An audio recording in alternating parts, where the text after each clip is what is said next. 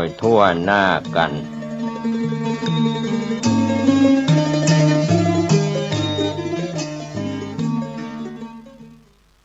กฐินทานคือสังฆทานบุญทานยิ่งใหญ่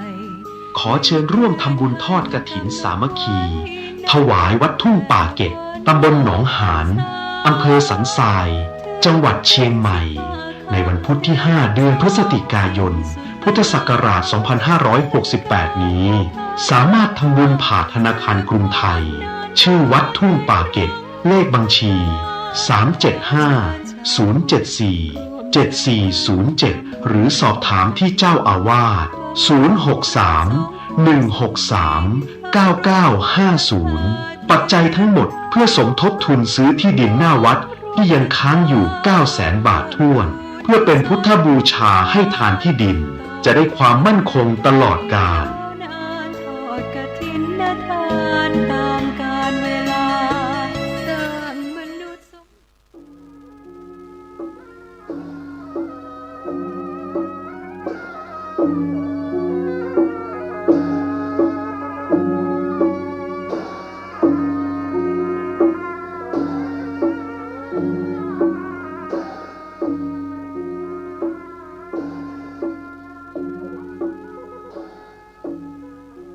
ขอความเจริญในธรรมและความผาสุกทางใจจงได้บังเกิดมีกับท่านสาธุชนคนดีผู้เจริญในศีลผู้เจริญในธรรมทุกท่านพร้อมกันนี้ขอยกมือ10 นิ้วกราบอาราธนาเอาคุณพระแก้วเจ้าทั้ง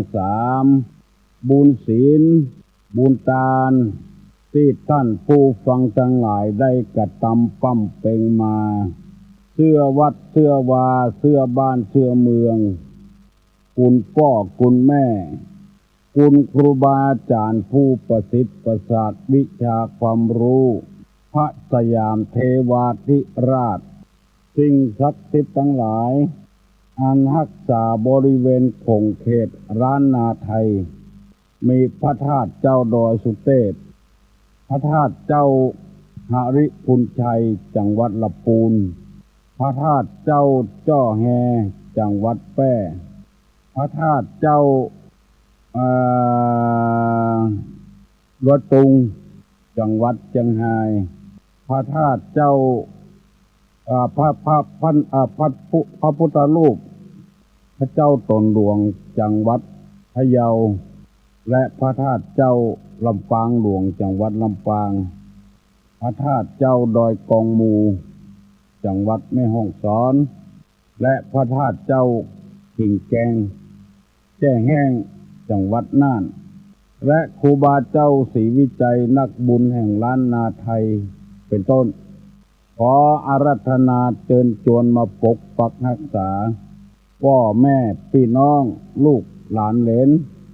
ข้าราชการครูบาอาจารย์สอนนักเรียนทหารตำรวจพ่อค้าพาณิชย์ตลอดถึงผู้ขับรถขับราบนถนนหนทางทหารตำรวจอันรักษาชายแดนของประเทศไทยปกปักประชาธิปไตยตึงเชียงรายตึงเชียงใหม่ตึงแม่ฮ่องสอนหลายที่หลายต่างขอให้ท่านทั้งหลายได้มีความสุขกายสุขใจเหมือนกันจุผู้จุคนตลอดถึงพระสงฆ์พระเจ้าจุตนจุองค์ตลอดกาลนานก่อนที่จะได้ดำเนินรายการต่อไปนี้ขอเชิญชวนมวลญาติโยมทั้งหลายได้ร่วมกันไหว้พระพุทธเจ้าพระธรรมเจ้าพระสังฆเจ้าเพื่อเป็นสิริมงคลกับตัวกับครอบครัวต่อไปพนมมือเนิ่นว่าพร้อมกัน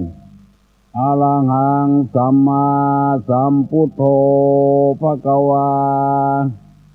พุทธังภควันตังอภิวาเทมิกราบสวากขาโตภควตาธัมโม ธัมมังนัมสสามิกราบสุปฏิปันโนภควโตสาวกสังโฆสังฆังนะมามิกราบท่านธัมมายังพุทธัสสะภควโตบุพภาคณะมะกะลังกะโลมาเสนะโมตัสสะภะคะวะโตอะระหะโตสัมมาสัมพุทธัสสะนะโมตัสสะภะคะวะโตอะระหะโตสัมมาสัมพุทธัสสะนะโมตัสสะภะคะวะโตอะระหะโตสัมมาสัมพุทธัสสะพุทธังสรณังกัจฉามิธัมมังสรณังกัจฉามิสังฆังสรณังกัจฉามิตุติยัมปิพุทธังสรณังกัจฉามิตุติยัมปิธัมมังสรณังกัจฉามิตุติยัมปิสังฆังสรณังกัจฉามิตติยัมปิพุทธังสรณังกัจฉามิตติยัมปิธัมมังสรณังกัจฉามิตติยัมปิสังฆังสรณังกัจฉามิอิติปิโสภะคะวะอะระหังสัมมาสัมพุทโธวิชชาจารณะสัมปันโนสุขโตโลกาวิทูอนุตตะโลปุริสธรรมสารถิสัทธาเทวะมนุษสานังพุทโธภควติสวากขาโตภควตาธัมโมสันติทิโกอาการิโกเอหิปัสสิโกโอปะนะยิโกปัจจัตตังเวทิตโพวินโยหิติสุปฏิปันโนภควโตสาวกสังโฆอุชุปฏิปันโนภควโตสาวกสังโฆญาญะปฏิปันโนภควโตสาวกสังโฆสามิจิปฏิปันโนภควโตสาวกสังโฆญะติตังจัตตาริปุริสายุคานิอัฏฐปุริสาปุคลาเอสาภะคะวะโตสาวกสังโฆอาหุไนโยปาหุไนโยทักขิไนโยอัญจริการนิโยอนุตตรังปุญญเขตังโลกัสสาติราบหนึ่งราบสองราบสามกาเลนะธัมมัสสวนังเอตัมมังคารมุตตมังมาแล้วเน้อเสียงก้องเสียงก้องเสียงมองต่ำเข้าเสียงสุเจ้าเทศนาธรรมมาแล้วมาถึงบ้านมาถึงเฮือนมาถึงในเฮือนมาถึงในมุ้งในสุดถึงครัวไฟถึงห้องน้ำมาถึงบนรถมาถึงกาดมาถึงกุฏิทุเจ้าท่านมหาประสงค์กุฏิพระครูวัดเมืองมางมาถึงกุฏิกุฏางธรรมะศาสนธรรมกรรมสั่งสอนมาเยี่ยมมาใจมาถึงพี่ถึงน้องถึงหูพุทธบริษัททั้งหลายมาปลุกคือท่านทั้งหลายลุกเจ้าอ่านหนังสือท่องหนังสือเขียนหนังสือบอกว่าไผ่คนนั้นจะเป็นตู้เจ้าพนาย ห้องลุกเมื่อเจ้าไปบิณฑบาตเจ้าไปกราดไปลีเจ้าไปเจ้าได้หลายไปขวายได้น้อยจะบัดตานเปิ้นลุกออกรถรับคนโดยสารรับแม่ค้าแม่กาดไปขายครัวไปซื้อของลุกหนึ่งลุกได้แล้วอ่านหนังสือท่องหนังสือสวดมนต์บัดตานเปิ้นเสือเพราะว่าบัดได้ท่องบัดได้เตอเปิ้นเสือขยันขันแข็งเอาเลยเพื่อประกาศธรรมะคำสั่งสอนเสียงมองต่ำเข้าเป็นเสียงที่เป็นสิริมงคลบางบ้านบ่มีเข้าต่ำเสียงมองดักปิ้งดักแซบอันนี้เป็นกรรมเก่ากรรมแก่คือพี่น้องทั้งหลายได้ยินได้ฟังนำเอาน้ำทำคำสอนของศาสนาไผศาสนามันบอกว่าพ่อไผแม่ไผก็สอนให้ลูกเป็นคนดีทั้งนั้นมีดีของไผของมันแต่ความดีนั้นสุดแล้วแต่ไผจะทำเชื่อใดจะเป็นผัวที่ดีของเมียก็ได้บ่บังคับบอกผู้เข็นบ่เป็นใจตัวเก่านักรำไปจะเป็นเมียที่ดีของผัวก็ได้อุปถากปฏิบัติปัดโบเป็นลูกที่ดีของพ่อของแม่ก็ได้บ่ฮื้อพ่อบ่ฮื้อแม่ได้ตกอกตกใจกล้าเลี้ยงกล้าดูกล้าพอกล้ากอยกันปกติแล้วก็ตึงตกใจอยู่นั่นแล้วไปเนี่ยบ่ดีบ่ดักแถมเนี่ยฮื้อพ่อแม่ตกใจล้ำกว่านั้นก็เป็นคนบ่ดีพยายามจะไปเอาใจตัวว่า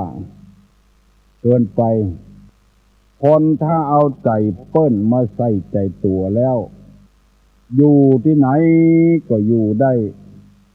เพราะว่าเก่งอกเก่งใจเปิ้นเมื่อเปิ้นบ่ต้องการเฮาก็บ่ต้องการอย่างเดียวกันถ้าเอาใจตัวว่าเปิ้นบ่ต้องการเฮาก็บ่ต้องการอยู่ที่หั่นน่ะอยู่ที่หันอกหันใจกันเอาใจเปิ้นมาใส่ใจตัว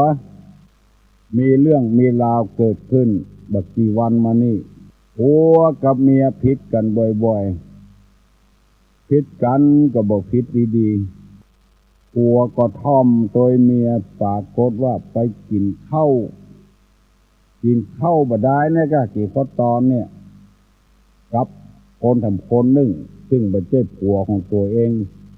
ความแค้นเกิดขึ้นในจิตในใจคิดผัวตัวเก่าแล้วไปชอบผัวคนอื่น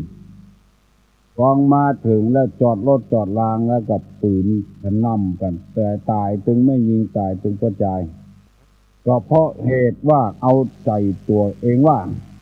บ่เอาใจเปิ้นมาใส่ใจตัวบางทีจะอาจเป็นเพราะไม่ยิงก็ได้บ่เอาใจเปิ้นมาใส่ใจตัวบางครั้งก็เป็นเพราะพอใจก็ได้ไปข่มขู่สร้างความเดือดร้อนให้เมียก็ได้ถ้าเอาใจเปิ้นมาใส่ใจตัวเห็นแล้วคิดว่าปัญหาย่อมจะบ่เกิดขึ้นนักหนาปาป้านลำไปเฮายังจะทนุถนอมน้ำจิตน้ำใจกันไว้เป็นกรรมเก่ากรรมแก่โบราณเพิ่นว่าไว้เพื่อเอาใจเปิ้นมาใส่ใจตัวแล้วเอามาใส่เฮาแล้วเฮาจะรู้สึกว่าเป็นเช่นนั้นสมมุติว่าละเอกละอ่อนอยู่บ่ได้ไล่เอาค้อนไปบุบไฟฟ้าเปิ้นต่ำหั่นต่ำนี่ไล่ฟันกันแล้วสมมุติว่าเปิ้นมาบุบไฟฟ้าบ้านเฮาอยู่บ่ได้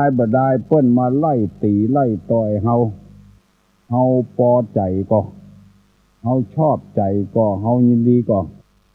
สิ่งเหล่านี้เฮาก็บ่ชอบใจเฮาก็บ่ยินดีเปิ้นก็อย่างเดียวกันเปิ้นก็บ่ชอบใจอันเนี้ยที่ว่าเอาใจเปิ้นมาใส่ใจตัวหันใจคนอื่นพ้องใจไพ่ใจเจ้าห้อยอยู่ที่เดียวกัน คือมีความทุกข์ใจมีความสุขใจอย่างเดียวกันเพราะฉะนั้นมีภาษิตของคนไทยบทหนึ่งว่า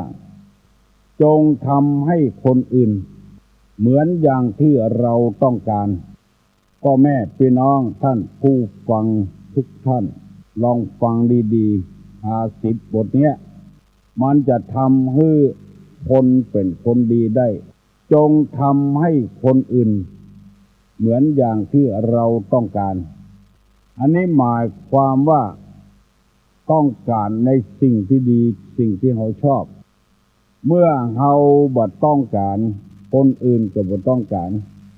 เราต้องการการยิ้มแย้มแจ่มใสเข้าหากันเราต้องการให้มีความสมัครสมานสามัคคีปรองดองซึ่งกันและกันเราต้องการบ่ฮื้อไผมาไล่ฆ่าไล่บุบไล่จี้เราก็ทำอย่างนั้นสันติภาพจะหนีไปที่ไหนในโลกนี้บ่ต้องแปลงระเบิดนิวเคลียร์บ่ต้องแปลงอาวุธลูกระเบิดลูกปืนอย่างตัวอย่างพอให้คนเฮาสนองความต้องการของเพิ่นอย่างที่เฮาต้องการยิ่งผิดอาวุธขึ้นมาเท่าใดยิ่งสันติภาพบ่เกิดขึ้นต่ออันอาวุธที่สำคัญที่ทางพุทธศาสนาบอกไว้นั่นก็คือผู้กำจัดกิเลสได้ศัตรูที่สำคัญของคนก็คือกิเลสเพราะฉะนั้นอาวุธของที่จะไปเข็นไปฆ่ากิเลสเหล่านั้นก็คือคุณงามความดีก็คือศีลคือธรรมนั่นเอง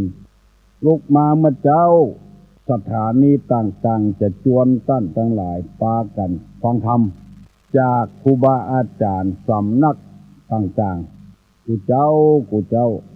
เพื่อให้เฮาได้ปราบปรามกิเลสคือศัตรูที่สำคัญมันเกิดขึ้นในจิตในใจของใครของมันคิดที่บดีเมื่อคิดบดีก็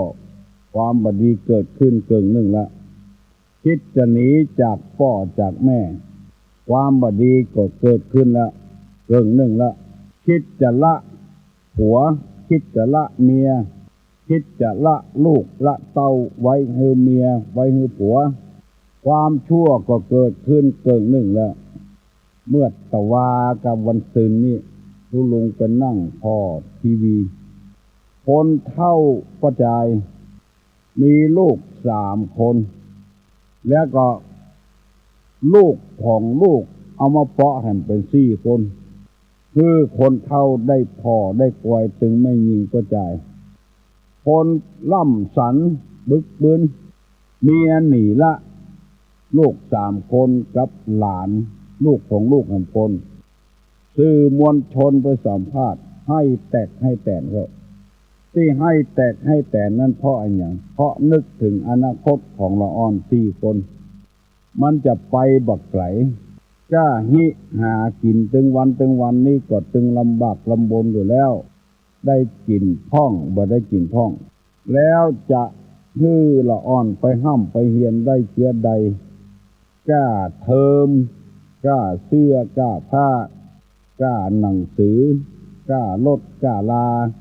กล้าเอาสตางค์คือไปโรงเรียนขนมกาอย่างกาของกินเล่นถึง4 คนก่อนก็เพราะอันอย่างอาจจะเกิดขึ้นขาดคุณธรรมขาดศีลขาดธรรมในครอบครัวก็ปัจจัยอาจจะหุนหันพลันแล่นเอาใจตัวเองว่าบ่เอาไปใจใส่ไม่ยิงก็ได้คนเอาทาหักกันแป้งกันได้จะบ่หนีจากเป็นต้าไม่ยิงพ้องกาเป็นต้าปัจจัยพ้องกาอันนี้เฮาจะบ่ฮื้อโทษไผโทษสังคมก็โทษบ่ได้เพราะเฮาอยู่ปราศจากคุณธรรมปราศจากศีลนั่นเองต่างตัวเจ้าพระนายมีพระเดชพระคุณท่านเจ้าคุณพระเทพบรสิทธาจารย์เจ้าอาวาสวัดพระธาตุดอยสุเทพรองเจ้าคณะจังหวัดเชียงใหม่ฝ่ายเผยแพร่จึงปากันระดมพระสงฆ์พระเจ้ากับชาวบ้าน ผู้ที่สอบอภิธรรมได้สอบนักธรรมได้มีศีลมีธรรมทำให้ครอบครัวมีความสุขออกมาประกาศธรรมช่วยกันเพื่อปลุกระดมให้ศรัทธานาบุญข้างนอกที่บ่เคยได้สัมผัสกับธรรมะก็จะได้สัมผัสกับธรรมะมันสอนกันที่มันผิดแบบเบ้าโบราณผิดธรรมชาติตุลุงก็เช่นเดียวกันนำเอาพระธรรมคำสั่งสอนมาสอนมาเล่าให้ท่านทั้งหลายฟังจะว่าเอามาสอนก็ไม่ใช่นำมาเสนอเพื่อให้ท่านพิจารณาดูมันก็เหมือนกับผ้ามีหลายสีและหลายเนื้อชุดแล้วแต่จะเอาสีอันหยังคือประดับประดาในร่างกายของตนที่มันดีมันงามเหมือนอาหารที่มันถูกปากบ่ถูกปากถ้าบ่ถูกปากก็แล้วไปเพราะว่าเราเป็นสาธารณชนนำมาเสนอนำมาบรรยายให้ฟังเพื่อให้คนทั้งหลายที่มีสติอยู่ได้นำไปพินิจพิจารณาบางทีเขาก็หลงหนทางมาจัดเมินแล้วคิดว่าตัวเขาดีตัวเขาแน่เอาไปเอามาทำมาฟังทำแล้วปัจจัยเป็นเชื้ออันสกรรมมันเป็นเชื้ออี้ไปเหียชีวิตจึงทุกข์ทักว่าเจริญบ่รุ่งเรืองตุดงสบายใจมีหลายคนโทรมาบอกว่ายินดีกับตุลุงเนอะมาหันหน้าหันตากันกำเตื้อวันยินดีบางทีก็เป็นกดใจบางทีก็ไม่เป็นไม่ยิงตุลุงก็ถามว่ายินดีกับอะไรยังเพิ่นบอกว่ายินดีที่เนี่ยคือครอบครัวอยู่มีความสุขแต่ก่อนมันมาจะอีละหองละแหงกันบัดเดียวนี้มันดีขึ้นมาผัวก็เข้าใจเมียเมียก็เข้าใจผัวลูกบางคนยังจำฮื้อแม่จำฮื้อพ่อเปิดวิทยุก็มีฟังวิทยุฟังตัวอุ้ยไว้แล้วไว้พระไว้แล้วอรหังสัมมาอิติปิโสเจ้ายังบอกให้กราบคัดข้องบางสิ่งบางอย่างเนอะลิเจเพิ่นมาบอกว่าวันนี้ตุลุงบ่ได้ไหว้พระขอเอาพี่เอาน้องผู้ฟังเป็นพยานเนอะตุลุงว่าตุลุงได้ไหว้แล้วนะไหว้พระเจ้านะถ้าบ่ได้ไหว้ก็ไหว้ของไผของมันเนอะคนเฒ่าคนแก่มันจังเอี้ย40ลืมหน้า50ลืมหลังก็ขออภัยตัวไหว้ของไผของมันก็แล้วกันถ้าตุลุงได้ไหว้ก็บ่ได้ไหว้กาบื้นโทรศัพท์หลังไมค์มาบอกคือตุลุงกันเด้อที่เล่ามาตะกี้ว่าเนี่ยคือทำให้ครอบครัวมีความสุขบานหวานใจบางคนห้องพ่อห้องแม่เปิดวิทยุละอ่อนน้อยๆฟังตุลุงฟังตุอุ้ยหมู่นี้เป็นต้นธรรมะจึงจะเข้าในจิตในใจทราบซึ้งตึงใจวันนี้จะเอาเรื่องศีลมาเล่าให้พี่น้องพ้องหิ่งทั้งหลายฟังว่าศีลนั้นมีความจำเป็นกับคนเชื้อใดแล้วท่านจะมีความเข้าใจเรื่องศีล5ศีล8ศีล10ศีล227 311ข้อของภิกษุณีเพิ่นบอกว่าศีละสีลูปมาทกถาว่าด้วยความอุปมาของศีลมีอยู่4อย่างข้อที่1ศีลเป็นกำลังเปรียบไม่ได้2ศีลเป็นอาวุธอันสูงสุด 3. ศีลเป็นอาภรณ์ประเสริฐสุด 4. ศีลเป็นเกราะที่น่าอัศจรรย์เกราะไม่ใช่เกาะเกราะ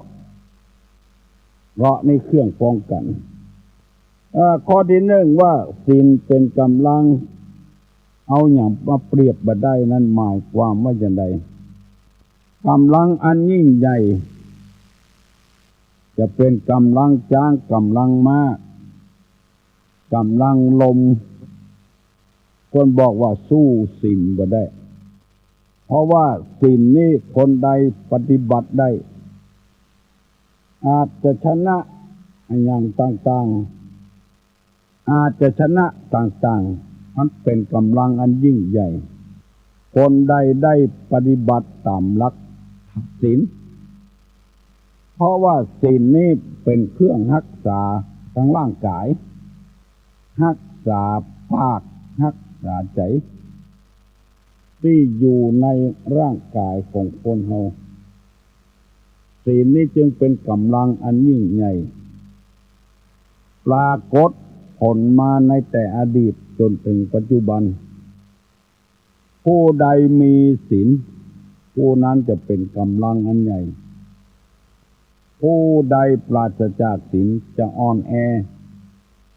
ดูพระเจ้าพระสงฆ์ก็ดี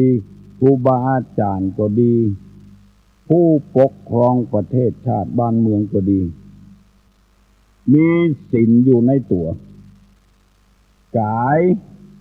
ก็ดีกำปากก็ดีกำจิตใจก็ดีเอาขอยกเอาพระเจ้าแผ่นดินเอาเป็นตัวอย่างแทนที่บ้านเมืองจะยุ่งเหยิงใครก็เอ็นดูใครก็สงสารใครก็หันใจ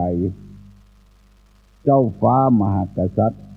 เพราะเปิ้นบ่สร้างความเดือดร้อนให้แก่มวลชนทั้งที่โอกาสเปิ้นจะทำได้เปิ้นก็บ่ทำเพราะมีกายเรียบร้อยบ่เบียดเบียนคนอื่นสัตว์อื่นที่ได้ถึงแก่ชีวิตชีวายังบ่พอคอยดูแลใจใส่โรคภัยไข้เจ็บต่างๆเจ้าฟ้ามหากษัตริย์ช่วยเหลือทางที่บ่ใช่หน้าที่ของเพิ่นก็ลงมาเล่นตัวโรคมะเร็งโรคเอดส์หมู่นี้เป็นต้นคนที่ไปห้ำไปเฮียนเพ้อเต๋อบ้านเฮาเมืองเฮาก็ยังบ่เต้าเจ้าฟ้าพระมหากษัตริย์อันนี้เรียกว่ากายรักษากายบ่เบียดเบียนคนอื่นสัตว์อื่นยินดีในกู้ของไผของมันถูกตามหลักศีลหลักธรรมหลักกฎหมายบ้านกฎหมายเมืองทรัพย์สมบัติบ่ไปเบียดเบียนของไผเจ้าบ้านเจ้าจองให้ได้รับความเดือดร้อน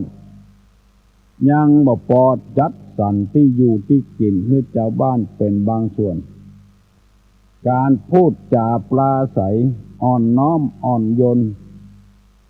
คือเจ้าบ้านเจ้าจองศรัทธาเลื่อมใสในกำอู้กำจาข้อที่สี่ว่ามุสาวาทาข้อที่ห้าอย่างที่เฮาฮู้กันทั่วไปว่าสัมมะเลเทเมา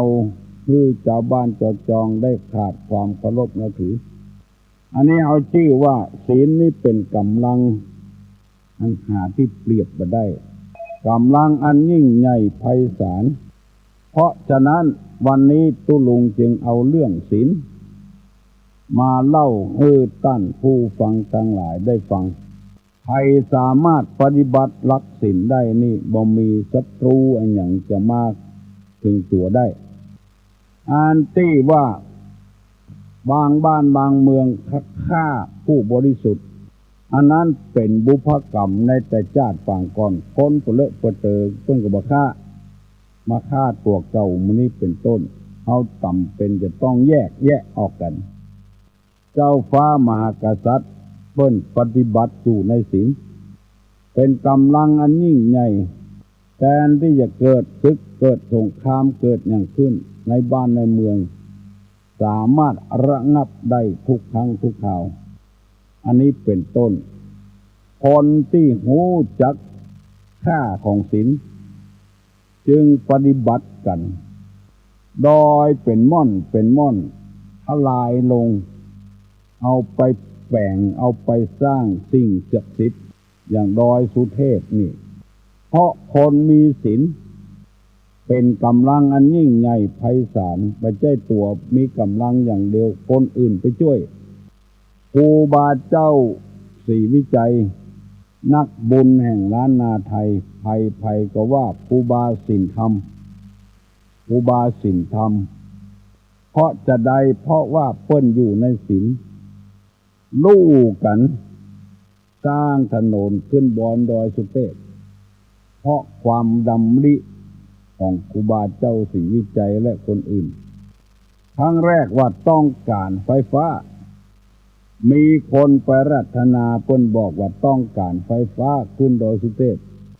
พระองค์มีศีลประจำตัวว่าไฟฟ้านั้นเป็นของที่ประจำเป็นเตื้อจึงจะมีคนดึงเข้าในวันหลังพอแปลงหนทางให้ก่อนเถอะนอกจากหนทางคนเตวแล้วแปลงหนทางรถขึ้นได้เพราะกำลังของคนมีศีลจึงสามารถทลายมหินเพื่อแปลงถนนได้เนรมิตได้ที่กล่าวมานี้เพื่อจะให้คนเฮาทั้งหลายว่าจะเป็นตุเจ้าพระนายป้อใจแม่ยิงป้อหอป้อเฮือนชาวพุทธทั้งหลายปากันปฏิบัติอยู่ในศีลเพราะเป็นกำลังอันยิ่งใหญ่หาที่เปรียบบ่ได้มีตุเจ้าตนหนึ่งในประเทศไทยไปเอายกจ้างประเทศยุโรปปุ่นมาแปลงพระพุทธรูปยกเพราะว่ามีศีลอยู่ที่ไหนที่เบาไปขุดไปโค้นเอามาจนได้จนเป็นเพราะศีลนั่นเองคนใดถ้าบ่มีศีลแล้วไปนำไผ่ก็ตามเถอะมันจึงวุ่นวายหมดมีความหอมก็หอมกำเดียวเป็นกำทั้งอันมาหอมเหมือนยิ่งปัจจุบันนี้แถมซ้ำให้มีคนโทรศัพท์มาบอกว่าคำสอนที่ตุลุงเอามาเผยแพร่ถึงวันเนี้ยเพิ่นบอกว่ามันไร้สารคำว่าสารตัวนี้ไม่ใช่ว่าสาระนะที่ไร้สารนั่นก็คือคำสอนแท้ๆในพระพุทธศาสนาไร้สารส่วนมากที่ได้ยินได้ฟังนั้นยังมีสารติดค้างอยู่กินเข้าไปแล้วยังเป็นพิษเป็นภัยอยู่มาเดี๋ยวนี้ยังมีอยู่คำสอนบางคำผิดเพี้ยนไปเอาสารพิษเข้าใส่คนก็ไปหลงกินจำนวนนักจำนวนเคารพนับถือเพราะว่าศีลนี้มันบริสุทธิ์ทำไปเพื่อผลประโยชน์เป็นจำนวนนักบ่เหมือนครูบาเจ้าศรีวิจัยที่เปิ้นทำเพื่อผลประโยชน์สร้างที่ไหนแล้วที่หั่นว่าสร้างจนอย่างเงินที่เหลือก็บ่เอาไปโดยทักบาทเอาไว้ให้วัดนั้นที่สร้างอันนี้ที่ว่าไร้สารมันมีสารพิษก็มีสารตกค้างยกตัวอย่างขึ้นมาเพื่อให้ท่านผู้ฟังทั้งหลายรับทราบว่าศีลนี้เป็นกำลังอันหาเปรียบเทียบไปได้จึงใคร่ขอเชิญชวนมวลท่านผู้ฟังทั้งหลายว่าจะเป็นผู้เจ้าบอกว่าเป็นศรัทธาเป็นครูบาอาจารย์เป็นทหารตำรวจพยายามรักษาศีลไว้ดีๆบางทีป่าตัวหลวงไปตายที่น้ำตื้นมาตายที่วังน้ำเลิก ก็เพราะว่าขาดศีลบ่มีกำลังไอ้หยังมาปกป้องตัวเก่าสักน้อยโดยกายไปเบียดเบียนคนอื่นสัตว์อื่นไปเบียดเบียนทรัพย์สมบัติของคนอื่นไปเบียดเบียนด้วยกามารมณ์ลูกไผ่เมียไผ่บ่ฮู้ผัวไผ่บ่ฮู้เอาจวดใจตัวว่าคนเดียวเบียดเบียนด้วยทางวาจาข่มขู่โกหกพกลมเอาไปเรื่อยแล้วก็เอาสิ่งแปลกปลอมเข้ามาใส่ในร่างกายสุรายาเมาต่างๆทำให้ขาดสติแค่ศีลห้าข้อนี้แล้วก็บ่มีพลังแล้วถ้าไผ่บักษาไว้มีคนประมาทมีคนดูแคลนมีคนบ่เคารพนับถือตึงกายตึงปากตึงใจถ้ามีความระอาต่อบาปต่อกรรมต่อสิ่งชั่วร้ายต่างๆรักษาใจแล้วคนเฮาจะบรรลุอำนาจของกฎหมายบ้านกฎหมายเมืองบรรลุอำนาจของศีลมีความละอาตัวเก่าอายให้ตัวเก่าเอาเป็นคนเชื้อใดแล้วไปทำไปเนี่ยในสิ่งที่มันบ่ชอบแล้วบ่ใจหน้าที่ของตัวเองขอให้พี่น้องทั้งหลายได้จดจำไว้ว่าคนใดมีศีลคนนั้นจะมีกำลังหาที่เปรียบบ่ได้ยิ่งกว่าสึนามิมีกำลังยิ่งกว่านั้นเพราะสัจจะวาจาความจริงใจนั่นเองที่เฮาจ้างได้ยินว่าหลวงปู่ทวดลงเรือน้ำทะเลคนน้ำทะเลนั้นบ่มีน้ำกินใครอยากกินน้ำกินในน้ำทะเลก็บ่ได้มันเค็มอยู่ในเรือเอาติ่นเขาจอมน้ำทะเลปรากฏว่าน้ำทะเลนั้นจางไปทันทีตักมากินได้อย่างสบายอันนี้เป็นพลังอันยิ่งใหญ่บ่จืดบ่จางเสื่อฟังมาจนกระทั่งปัจจุบันนี้จนปั้นรูปไว้ใหญ่ที่สุดในภาคใต้เพราะหลวงปู่ทวดคนนิยมชมชอบมีพลังอันสูงสามารถทำให้น้ำเค็มเป็นน้ำจืดได้กินได้หมู่นี้เป็นต้นครูบาอาจารย์ต่างๆแปลงวัดแปลงวาซึ่งเอาหน้าแปลกอกแปลกใจเพราะว่าครูบาอาจารย์มีศีลจะคิดจะสร้างไอ้หยังก็มีพลังมาช่วยพลังมวลชนมาช่วยเจ้าบ้านเฮาบ่นับถือแต่เจ้าต่างจังหวัดต่างประเทศนับถือก็ออกไม่ออกถ้ามีโอกาสล่องไปทางใต้ไปพอศาลาที่วัดพระธาตุจอมทอง5 จันทร์ด้วยกันกินเนื้อตี้เป็นหลายให้ภาษีไปพอแล้วมันอัศจรรย์ใจจริงๆว่ามหาบดีนี่เนี่ยบ่ได้ทำบ่ได้สถานที่ปฏิบัติธรรมสูงถึง5 จันทร์ขึ้นลิฟต์อันนี้เป็นต้นลิฟต์คนบ้านมีติ้งลิฟต์ที่เจ้ามีติ้งอันนี้อัศจรรย์มากเป็นกำลังอันสำคัญมากที่วัดพระธาตุดอยสุเทพบอกว่าคนเชื้อใดหูหนวกตาบอดพิกลพิการขึ้นได้หมดบ่เดียวแต่ก่อนนั้นขึ้นคันไดนาคที่ครูบาศรีวิจัยนักบุญแห่งล้านนาไทยสร้างคนพิกลพิการนี่ขึ้นบ่ได้มันสูงว่าเดียวนี้คนเชื้อใดก็ขึ้นได้หมดบนพระธาตุเจ้าดอยสุเทพในสมัยแต่ก่อนนี่เตียวเอาขึ้นเอามาเดียวนี้เจ้าคุณพร้อมก็ด้วยคณะกรรมการเพิ่นแปลงลิฟต์แปลงรถรางขึ้นไปจุดกันเดียวก็ถึงละขาหักขาด้วนหูหนวกตาบอดขึ้นได้หมดอัศจรรย์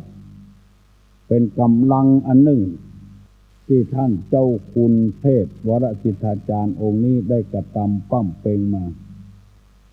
เพราะว่าศีล เป็นกำลังอันยิ่งใหญ่วันวิสาขบูชาเดือน8เป็งคนขึ้นดอยสุเทพว่ามีผลประโยชน์อย่างสักอย่างขึ้นไปแล้วก็ลงมาแต่อันส่วนมากจะเป็นคนหนุ่มคนกำเป็นบ่าวเป็นสาวเป็นนักศึกษาเข้าไปเล่นไปหัวกันคนขายเหล้าขายกับแก้มเหล้าตลอดหนทางมาปัจจุบันนี้ท่านเจ้าคุณพร้อมกับโดยคณะกรรมการคณะสงฆ์ในจังหวัดเชียงใหม่ประชุมกันแบ่งกันขึ้นเป็นอำเภอระยะต่างกิโล2 กิโลแห่ของกินของการแห่เครื่องสักการะอำเภอใดไก่น้อยก็ขึ้นก่อนอำเภอใกล้น้อยก็ขึ้นมะลุนอย่างสันทรายแม่ริมสารปีนี่อยู่ใกล้หางดงนี่อยู่ใกล้ลำไปก็เอาขึ้นปุ่นหิมใกล้แจ้งปุ่นโอ้คนนี้ปัดปั่นกันไปเพราะแรงของศีลเชื่อฝีมือเงินบ่รั่วบ่ไหลไปที่ไหนบ่หัวบ่ไหลเพราะศีลบริสุทธิ์จึงมีพลังกำลังแรงอันนี้ตุลุงยังบ่อ้างเอาเหตุการณ์ในอดีตการนานมาแล้วสมัยพระพรหมทัตบ่ได้เอามาเอามาเล่าสมัยปัจจุบันเนี่ยเพราะแรงของศีลจึงค่อยขอเชิญชวนมวลท่านผู้ที่ยังบ่เข้าใจเรื่องศีลปากันรักษาศีลนักๆว่าถ้ามานอนวัดนอนวาก็ได้การรักษาศีลนี่นะขอให้มีสัจจะวาจาบ่เบียดเบียนคนอื่นด้วยกายบ่เบียดเบียนคนอื่นด้วยกำปากบ่เบียดเบียนคนอื่นได้ทางจิตทางใจเอาใจเปิ้นมาใส่ใจตัวอย่างน้อยที่สุดครอบครัวก็มีความสุขลูกเต้าอยู่กับพ่อกับแม่ก็มีความสุขในหมู่บ้านนั้นคนก็เคารพนับถือแก่บ้านเพราะแก่บ้านมีศีลเพราะพ่อบ้านมีศีลคนในถิ่นนั้นฐานนั้นเคารพนับถือท่านกำนันเพราะกำนันมีศีลคนในแถวนั้นที่ถิ่นนั้นมีความเคารพในนายอำเภอเพราะอำเภอนั้นมีนายอำเภอเป็นคนมีศีลคนบ้านใกล้เฮือนเคียงปากันทนุถนอมบำรุงวัดวาศาสนาเพราะตุหลวงเจ้าอาวาสมีศีลบางครั้งคนต่างจังหวัดต่างประเทศไปแต่คนใกล้บ้านท่านบ่ไปเพราะว่ามีกลิ่นมันมีพลังอันสูงละเพราะว่ามีกลิ่นของตุหลวงของทุเจ้าใส่สารนักลำไปเล่งสารนักลำไปหมู่นี้เป็นต้นถ้ามีเตืองใกล้เตืองไก่มาสัมมาคารวะแล้วก็บ่มีพิษแล้ว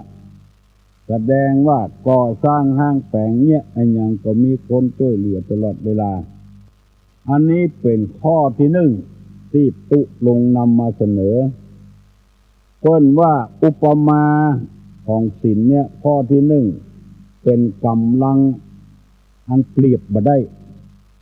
บางบ้านศรัทธามีเป็นปันหลังคาเฮือนคึดหยังบ่ลุกเพราะอันหยัง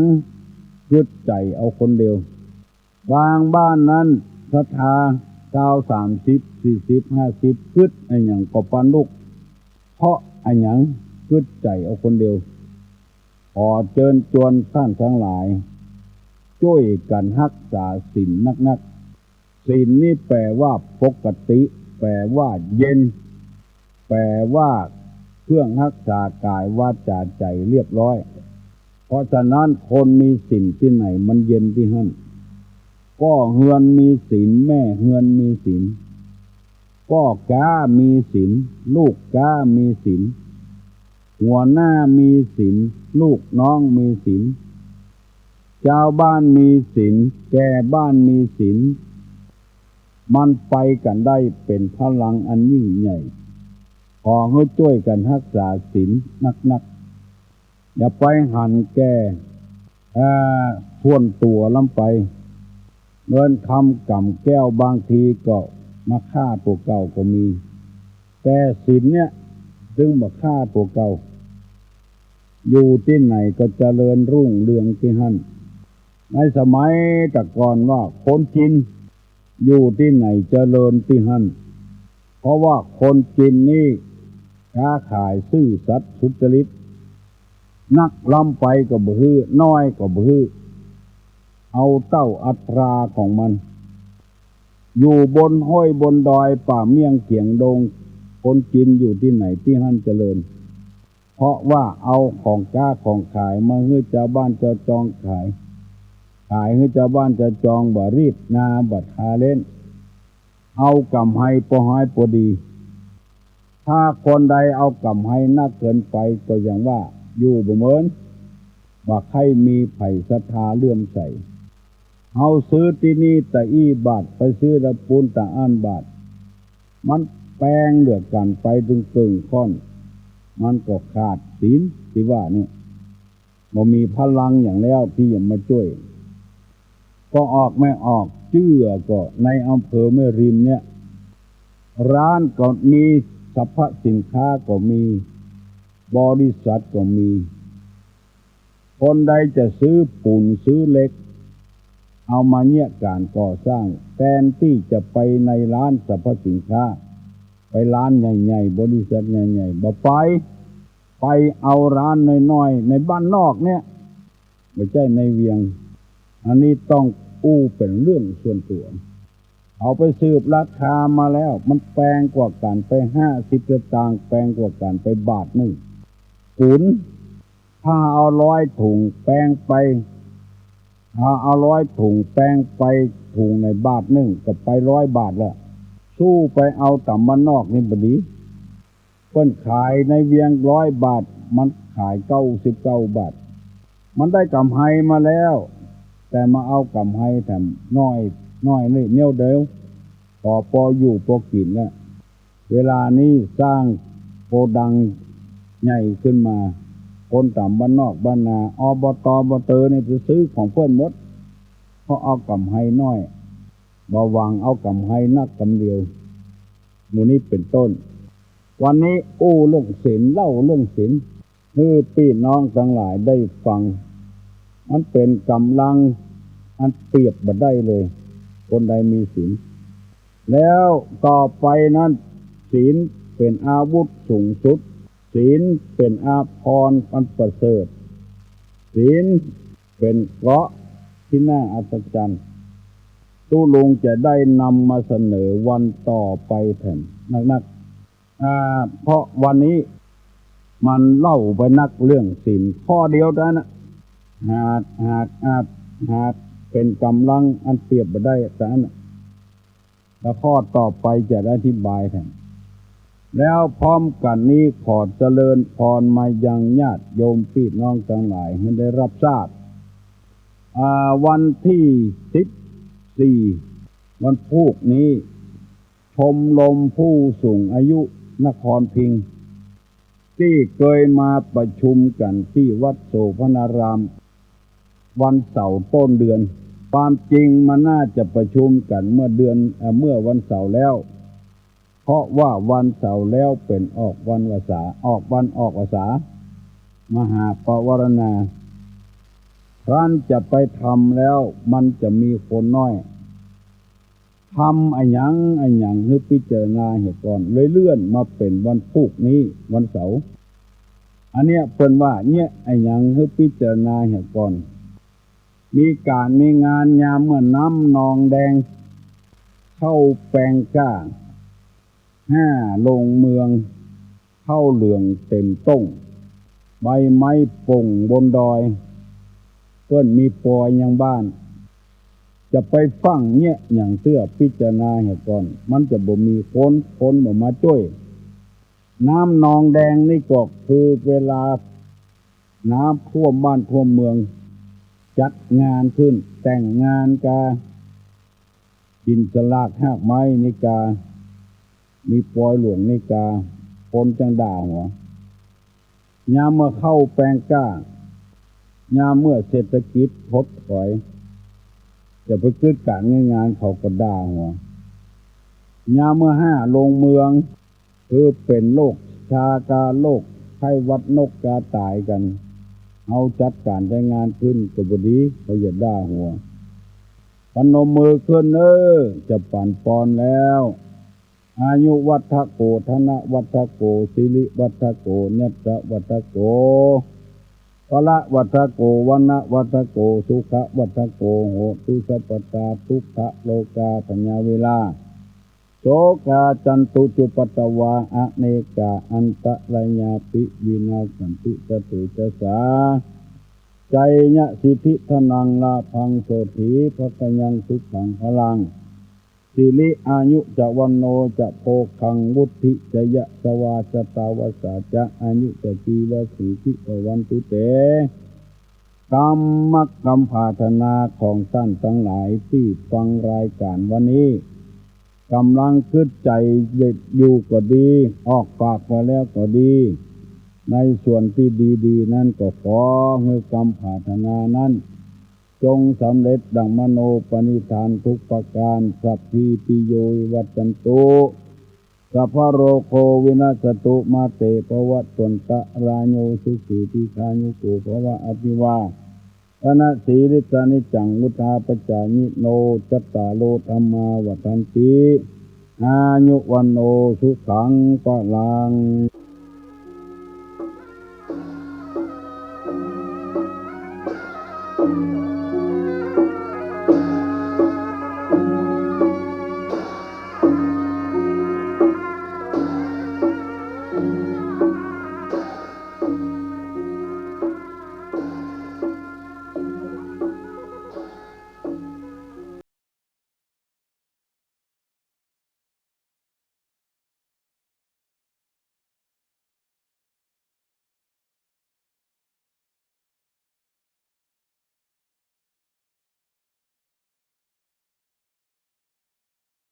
ให้เป็นประโยชน์ภายในประเทศควรจะมีรายการวิทยุเผยแผ่พระพุทธศาสนาประจำจังหวัดอย่างน้อย1 ชั่วโมงต่อ1 วันเพื่อประชาสัมพันธ์หรือเทศนาอบรมสั่งสอนประชาชน